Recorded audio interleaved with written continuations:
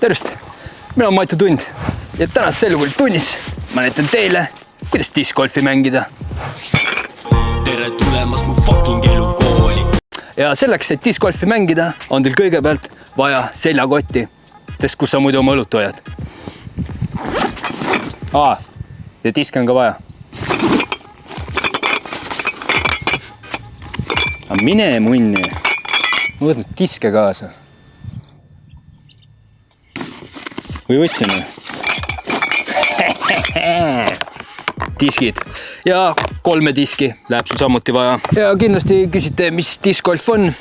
Noh, discgolf on siis selline spordiala, mida üldiselt mängivad keskealised mehed. Selleks, et oleks põhjust päeval hakata õlut jooma.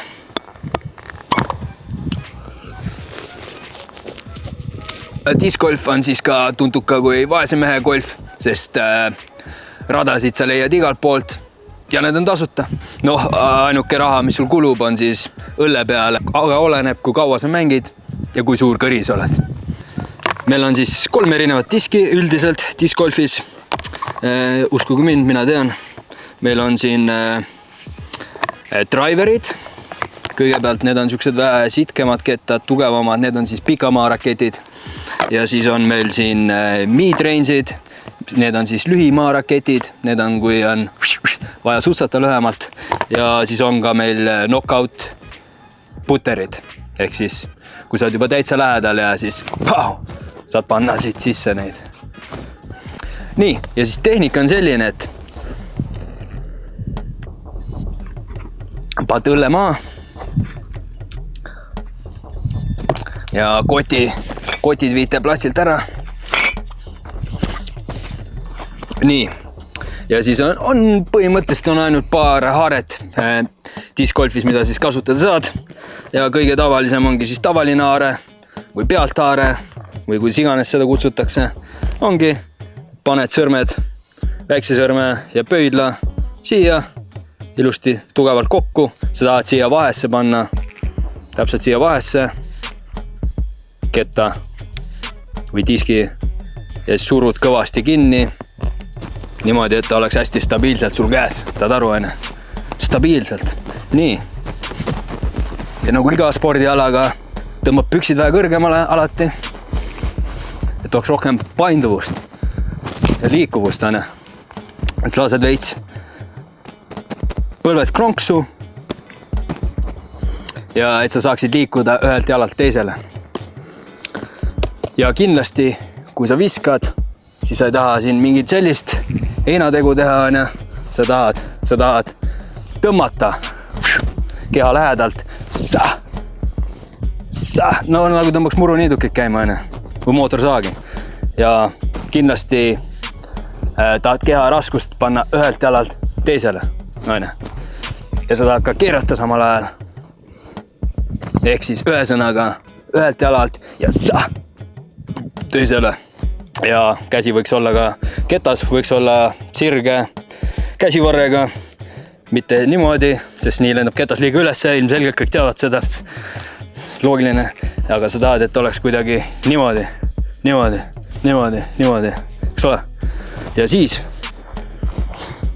võtad hoogu ühelt jalalt ja teisele jalale. Aine. Teeme ühe viske ka. Näitan teile kohe.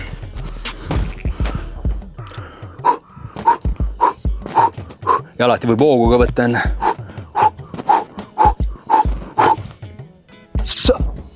Paar soojendustiiru. Okei, nüüd tuleb.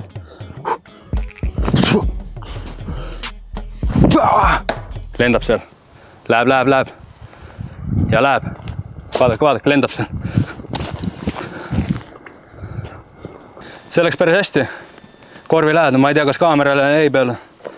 Ta on ilmselt, ta on seal, vaata posti taga on täpselt korv, ta on seal maas, ma näen sinine. Aga las see olla praegu, pärast toome ära, lähme võtame selle. Selles suhtes on ka teine variant, kuidas visata. On siis niimoodi, võtad 2 sõrme ja nuusutad neid. Ei, tegelikult ei nuusuta. Ja siis võtad 2 sõrme ja paned siia taha. Ja siis selle nimi on altvise. See on siis niimoodi. Samamoodi on seisak on täpselt sama, ühelt jalalt teisele, püksid kõrgemale, nagu ikka spordis on. Ja siis paned äsad niimoodi, aga proovid samamoodi, et disk jääks paralleelselt maaga, et lõpus ta oleks nii või nii või nii. Et ta põhimõtteliselt nagu lööks vigatiga, vaata, või sirbiga, ma ei tea. Nagu võtaks heina, nagu raiuks puid. Aga paremini. Proovime visata. Siit tuleb. Ja võite koogu võtta alati. Ma ei tea, kas ma ütlesin. Aga mitte niimoodi võta keegi koogu.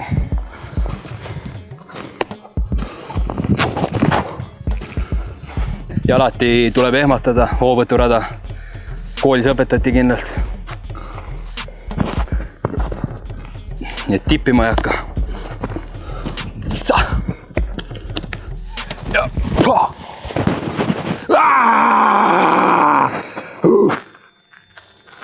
Ja hea nipp, aga alati karjuda nagu Gerd Kanter, sest teaduslikult on kindlaks tehtud, et nii kaua kui sa karjud, on ketas õhus.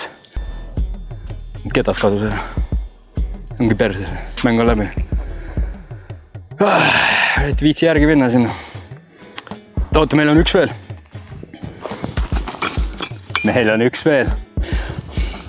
Aga üks ketas on ka veel. Oot, paame sellega teele. Ja siis kolmas vise, mis on ka, mis võib-olla ei ole reeglitepärane, aga mina ka mitte. Ehk siis on jälle püksid kõrgemale, pealt haare ja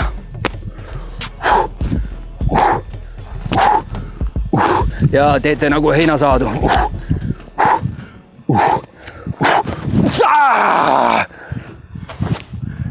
See oli putter, see lendagi kaugele. Lähme toome kettad ära.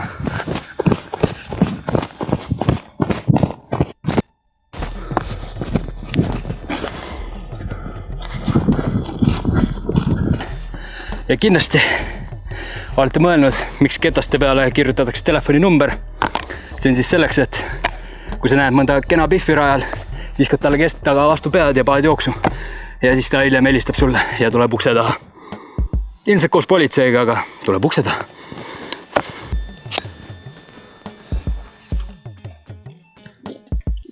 Nii. Ja siis reeglid, eks ole. Põhimõtteliselt sa tahad võimalikult väheste visetega jõuda korvini. Ehk siis tavaliselt on ka selle plate peal kirjas seal, et kas on par 3 või 4 või 5 või mis iganes, mis rajal on. Ja no tavaliselt on 3. Ja siis saad võimalikult väheste visetega saada, kui sa saad alla 3, siis tuleb näiteks, kui sa saad 2, siis tuleb -1. Või kui sa saad 3, siis skoor ei muutu, aga kui sul läheb üle 3, 4, 5, siis sul tuleb juurde lihtsalt +1 või +2. Ja mängu võidab selle, kelle number või kelle skoor on kõige madalam. Nii, ja paneme paar pauku ka ära. Peate arvestama kindlasti ka, kus on puud või muud asjad või inimesed, et kellegile vastu kuplit ei viska. Siis oleks sinetu. Aga mingi 2 täidi tulevad seal. Äkki saan oma numbri neile anda. Nii.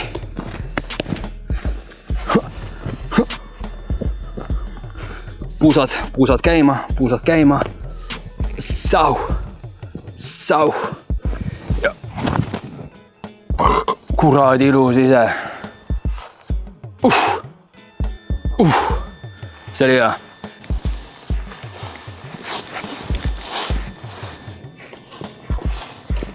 Tea, kus see ketas on, raisk ma ütlen. Ketas. Nii. Ja kui te leiate ketta, eks ole, siis te tahate visata sama koha pealt. Ja korv on meil seal 2 harkjala vahel. Aga siis hindate umbes distantsi ja te näete, et ta on juba keskmaa. Ta ei ole enam väga kaugel. Mis tähendab seda, tuleb kasutada keskmaa raketti.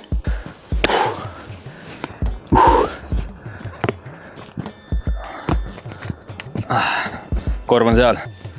Sau! Ilus, keerab tagasi. Kuradi hästi. Noh, põhimõtteliselt tegelikult oleks pidanud sisse minema, aga tuul on kõva siin praegu. Tuul on julm. Ja kui te olete korvile juba nii lähedal, sest ma olen ülihea selles mängus, ilmselgelt ma olen lähedal, siis on aeg välja võtta puter. Ja see ei tohiks raske olla, see on juba käe ulatuses. Ja puteriga te ei pea hakkama siin nussima kuradi heina tegema või vasarat heitma, vaid lihtsalt panete niimoodi sups sisse. Sups õrnalt ja pehmelt, aga kindlalt.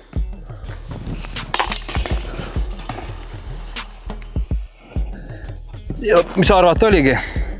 Siit nii lähedalt ei saa keegi ometi mööda visata.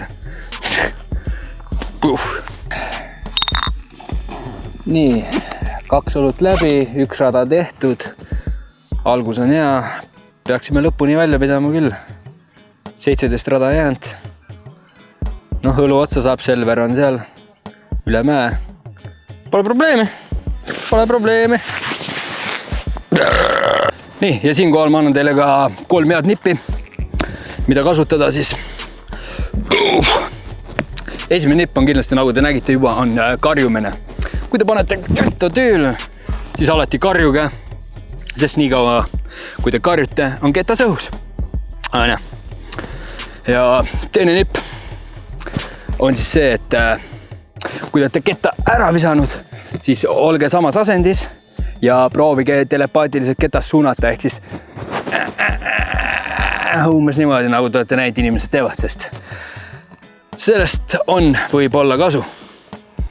Ja 3. nipp on siis see, et proovige alati sihtida korvi, sest siis on suurem tõenäosus, et ketas läheb korvi. Ja siis proovite visata vindiga, ehk siis proovite kallutada teda natukene sõidu suunas või kuhu poole te tahate, et ketas lendaks. Lihtne, loogiline.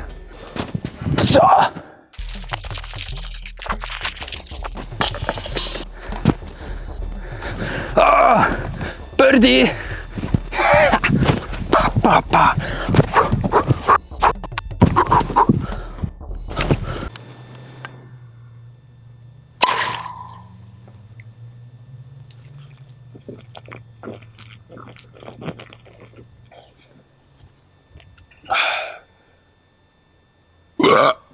Ja kindlasti, kui te teete halva viske, mida mina ilmselgelt ei tee kunagi, aga teie ilmselt teete, kui te olete algaja, siis te tahate, et teil oleks ka vabandusi, mida öelda, et noh, mitte nii häbisse jääda, eks ole? Sest ei ole loll. Lollid ei leia vabandust. Ja kui te panete oma nuudli näpuga, kui ketas lendab niimoodi, siis võite kasutada järgmisi vabandusi. Tõmbasin õla ära. Ei, tavastub paremini. Õlg on pehme. Õlg on pehme. Saa niimoodi. See oli mu valus õlg. Ma ei saa isegi seda kätte võtta. Mul on õlg nii valus praegu. Ma arvan, me peame katkestama. Ma vaatan, te mängige edasi. Ma vaatan kõrvalt. Suur raisk. Tuul on jälle kõva tagant. Tagatuul oli see. Tõmbas siiski üles. See ei ole hea, Päike! Päike paistis silma. Ma ei näinud. Väga halb. Mis sa ütlesid? Sa rääkisid minuga? Miks sa segad mind? Mul oli vise praegu. Nüüd ma ei tea, kus disk on. Sa nägi, kus ta läks? See on raisk. Mu põlv. Mul on põlv. Mul on selg. Hüppeliiges on ka mul. Nii ei saa. Täiskuu on ka täna. See segab mu sooritust. Täna on kindlalt täiskuu, ma tunnen seda. Ja üks soovitus ka, et või noh, reegel, ärge inimeste poole kunagi visake. Kui te ei ole just professionaal nagu mina, sest ma ei viitsi tagasi kõndida, ketas käes, lihtsam on teda visata ja siis kõnnid juba 200 grammi vähem raskus käes. Ja mis on kõrd nõgestesse minema.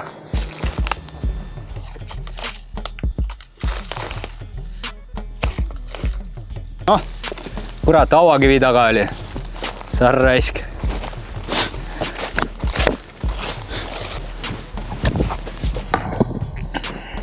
Ei no selles suhtes, ega tegelikult mul pole aega keskenduda ka, siin kirge torm hakkab kohe, nii et ma teen paar kiiret viset lihtsalt ära, see oli see üks nendest, vaata noh.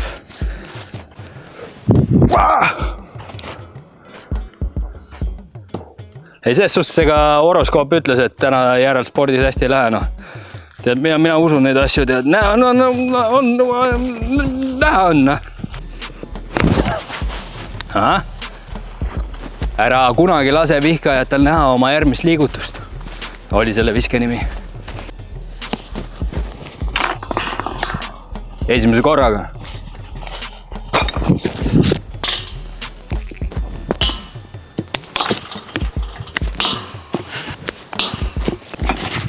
Kui sagu.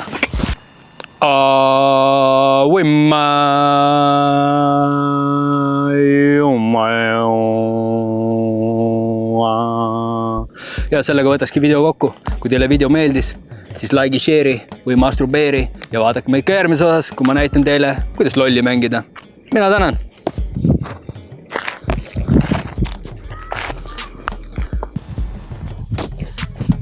Pördi!